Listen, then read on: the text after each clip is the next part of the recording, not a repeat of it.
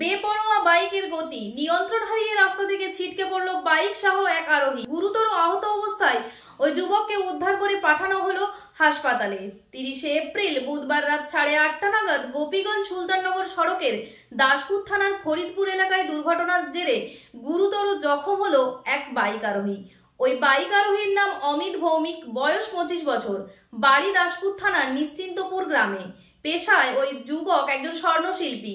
স্থানীয় সূত্রে জানা গেছে, রাত্রি 8:30টা নাগাদ গোপীগঞ্জ সুলতাননগর সড়ক ধরে বেপরোয়া গতিতে বাইক চালিয়ে গোপীগঞ্জের দিক থেকে চাঁইপাট বাজারের দিকে যাবার পথে নিয়ন্ত্রণ হারিয়ে ওই যুবক রাস্তা থেকে বাইক সহ ছিটকে যায়।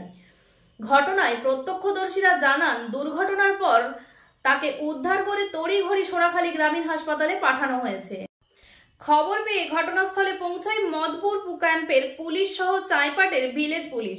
পুলিশ সূত্রে জানা গেছে, যুবকটি মদ্যপ অবস্থায় ছিল। ঘাটাল মহকুমার সমস্ত খবর সঙ্গে সঙ্গে পেতে স্থানীয় সংবাদের সঙ্গে থাকুন। নমস্কার।